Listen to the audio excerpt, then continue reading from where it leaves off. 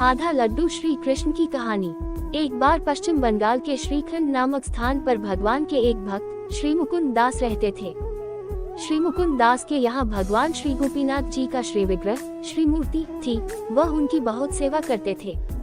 एक बार श्री मुकुंद दास जी को किसी कार्य के लिए बाहर जाना था, इसलिए उन्होंने अपने पुत्र रघुनंदन को बुलाकर कहा कि घर में श्री गोपीनाथ जी की सेवा होती है, इसलिए बड़ी सावधानी से उनको भोग इत्यादि लगाना।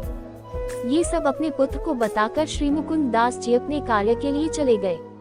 पिताजी के जाने के बाद रघुनंदन अपने मित्रों के साथ खेलने चले गए। दोपहर के समय माताजी ने आवाज देकर कहा कि अरे रघुनंदन, भोग तैयार है, आकर ठाकुर को लगा दे। रघुनंदन खेल छोड़कर आए, वह हाथ पैर धोकर भोग की थाली श्री गोपीनाथ जी के आगे सजाई।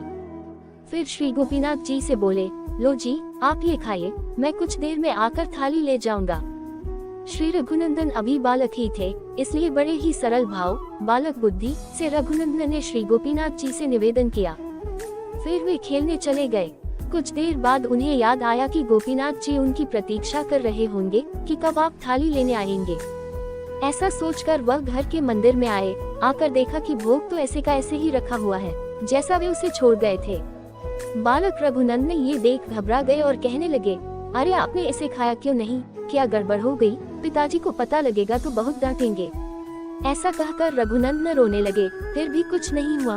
गोपीनाथ जी ने खाना शुरू नहीं किया। अब तो रघुनंदन जोर जोर से रोने लगे। वह हाथ जोड़कर कहने लगे, आप खाओ, आप खाओ, और अनुनय विनय करने लगे। भक्त प्रेम के पाले पड़कर प्रभु को नियम बदलते देखा और श्री गोपीनाथ जी प्रकट हो गए। रघुनंदन के सामने बैठकर खाने लगे।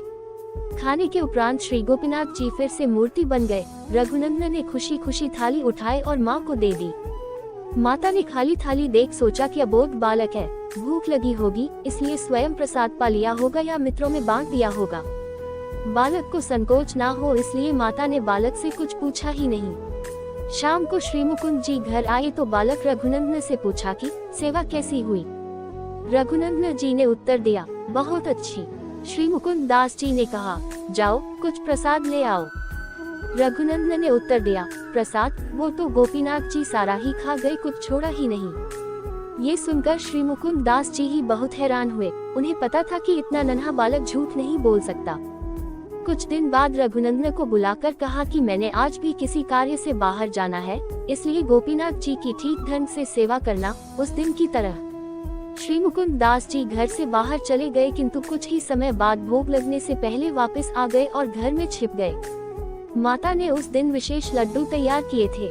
उन्होंने बालक रघुनंदन को बुलाकर कहा, आज गोपीनाथ को ये लड्डू भोग लगाओ और सब ना खा जाना।